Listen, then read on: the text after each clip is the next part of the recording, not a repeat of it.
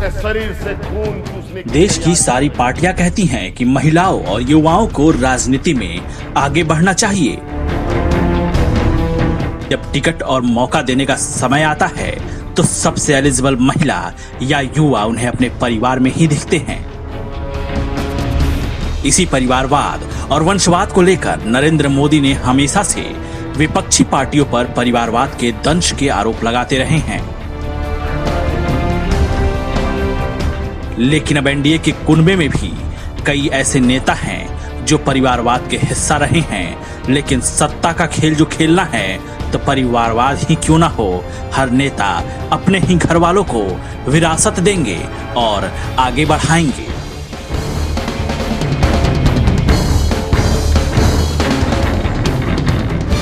इसी कड़ी में आज देखिए झारखंड में कितने नेता हैं जो परिवार के विरासत को बढ़ा रहे हैं। और इसमें सभी दल के नेता हैं और ऐसा नहीं कि सिर्फ कांग्रेस ही है, बीजेपी भी कम नहीं है। लेकिन इससे पहले चैनल को सब्सक्राइब कर लीजिए ताकि आपको नए वीडियो और परिवारवाद जैसे स्टोरी का पता चल पाए। और वीडियो जैसा भी लगे कमेंट करके जरूर बताएं। तो चलिए देखिए झारखंड में परिवारवाद की कहानी।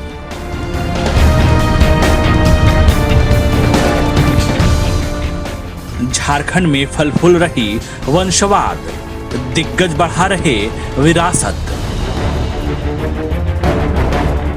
अब इसे राजनीतिक विरासत कहें या पूर्वजों की राह पर चलने की परंपरा। बिहार से अलग होकर अस्तित्व में आए झारखंड की राजनीति में वंशवाद खूब पनप रही है। एक पीढ़ी ने सत्ता का सुख भोग लिया, लेकिन वो अपनी सीट अपने राजनीतिक दल के कार्यकर्ताओं के बजाय अपने बेटे या बेटी को सौंपना चाहते हैं। झारखंड में सभी प्रमुख राजनीतिक दलों में कमोबेश ऐसे उदाहरण हैं जहां पिता अपनी राजनीतिक कमाई नई पीढ़ी को सौंपने के लिए तैयार कर रहे हैं। राष्ट्रीय स्तर पर वंशवाद का आरोप झेल रही कांग्रेस से लेकर भाजपा तक इससे अछूती नहीं है। अगर देखें तो शिबू सोरेन बेटे हेमंत सोरेन को अपना विरासत दे चुके हैं। वहीं उनके पुत्र बसंत सोरेन और बहू सीता सोरेन भी राजनीति में सक्रिय हैं। शिबू सोरेन की पुत्री अंजलि सोरेन भी राजनीति में सक्रिय हो गई हैं। अब अगर चंद्रशेखर दुबे की बात करें तो उनके बेटे अजय दुबे ने भी अपने पिता के विरासत की राजनीति को थाम लिया है। और राजेंद्र प्रसाद सिंह के तो दोनों बेटे जयमंगल सिंह और कुमार गौरव राजनीति में उतर चुके हैं। कुमार गौरव युवा कांग्रेस की झारखंड प्रदेश इकाई के अध्यक्ष भी हैं। इरफान अंसारी ने भी अपने पिता फुरकान अंसारी के नक्शे कदम पर चलते हुए राजनीति में सक्रिय हो गए हैं। वहीं बीजेपी में रह चुके कद्दावर नेता यशवंत सिन्हा के बेटे जयंत सिन्हा तो एक कदम आगे निकले और सरकार में मंत्री भी रह चुके हैं। वहीं कोडरमा से पूर्व सांसद रहे तिलकधारी सिंह भी उम्र की दुहाई देते हुए अपने पुत्र को उत्तराधिकारी के तौर पर आगे बढ़ाने की मंशा रखते हैं। इसी प्रकार भाजपा नेता पशुपति नाथ सिंह भी अपने पुत्र को राजनीति में आगे बढ़ाना चाहते हैं। लेकिन सबसे ज्यादा दबदबा रहा है परिवारवाद में, वो है शिबू सोरेन का। झारखंड में क्षेत्रीय राजनीति पर काबिज परिवार शिबू सोरेन रांची बिहार से अलग होने के बाद झारखंड को एक नई पहचान मिली। इसके साथ ही यहाँ की राजनीति में भी उथल पुथल मचती रही। कभी किसी पार्टी ने सरकार बनाई तो कभी राष्ट्रपति शासन लागू रहा। इसी बीच झारखंड को एक ऐसा मुख्यमंत्री मिला जो यहाँ का सबसे बड़ा चेहरा बन गया। हम बात कर रहे हैं झारखंड में गुरु जी के नाम से मशहूर और पूर्व मुख्यमंत्री शिबू सोरेन की।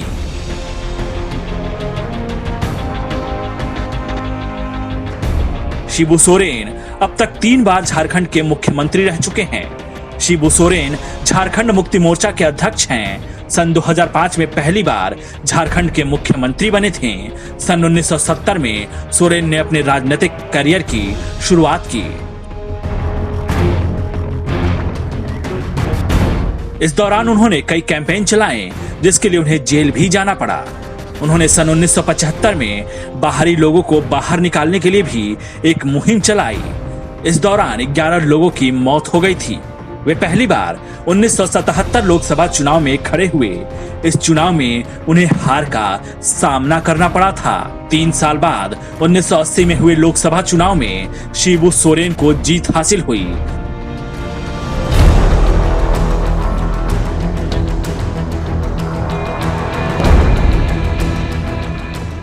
इसके बाद वे लगातार 1989, 1991, 1996 और 2002 में चुनाव जीते। 2019 के उपचुनाव में तमाड़ विधानसभा क्षेत्र में शिबू सोरेन झारखंड पार्टी के उम्मीदवार गोपाल कृष्ण पातर उर्फ राजा पीटर से 9,000 से ज्यादा वोटों से हार गए थे और इस कारण उन्हें मुख्यमंत्री पद छोड़ना पड़ा था।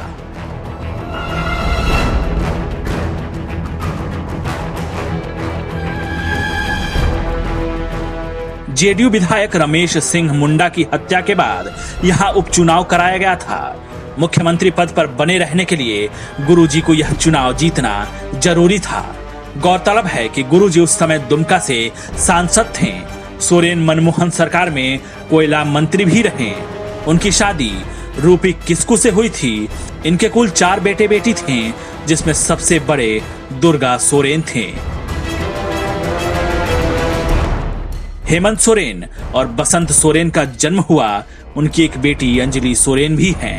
हेमंत सोरेन ने बचपन में कभी भी राजनीति में आने का सपना तो नहीं देखा था, गरीबों के शरीर, लेकिन बड़े होकर एक बेहतर राजनीतिज्ञ बनकर उन्होंने झारखंड में अपनी बखूबी परचम लहराया। हेमंत ने 1990 के दशक में पटना के एमजी हाई स्कूल से अपनी मैट्रिक की परीक्षा पास की। इसके बाद उन्होंने रांची के बीआईटी मैकेनिकल इंजीनियरिंग कॉलेज में दाखिला लिया। कुछ कारणों के चलते वे अपनी कॉलेज की पढ़ाई पूरी नहीं कर पाए। कुछ समय पश्चात कल्पना नाम की एक लड़की के साथ उनकी शादी हो गई, जिसके बाद उनके 2 बेटे भी हुए।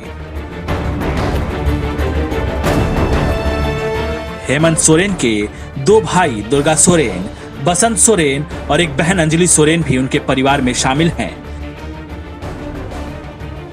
हेमंत सोरेन ने अपने जीवन में राजनीतिक रुख साल 2005 में किया, जब उन्होंने पहली बार विधानसभा चुनाव दुमका से लड़ा था।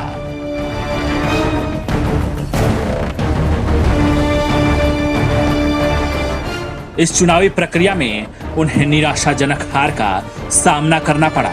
इसके बाद वे पूरी तरह से राजनीति में तब उतरे जब उनके बड़े भाई दुर्गा की अचानक मृत्यु हो गई थी। साल 2009 में उन्हें वरिष्ठ जेएमएम नेता के रूप में राजनीति का मुख्य केंद्र बना दिया गया। 24 जून 2009 को वे राज्यसभा के एक महत्वपूर्ण सदस्य बन चुके थे, जिसके बाद 23 सितंबर 2009 को वो एक विधायक के रूप में निर्वाचित हो चुके थे। 11 सितंबर सन 2010 को जनता के प्यार ने उन्हें झारखंड के डिप्टी सीएम के पद पर आसीन कर दिया। इस पद पर वे लगातार 8 जनवरी साल 2013 तक बने रहे। सन 2013 में वे झारखंड राज्य के युवा मुख्यमंत्री बन गए और दिसंबर 2014 तक किसी पद पर आसीन रहे।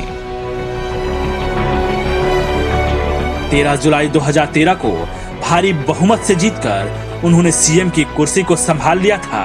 उसी साल जनवरी में ही हेमंत के विपक्षी दलों, जिनमें कांग्रेस, जेवीएमपी और आरजेडी के साथ महागठबंधन की योजनाएं बनाई जाने लगी, लेकिन वे सभी योजनाएं धराशायी हो गईं।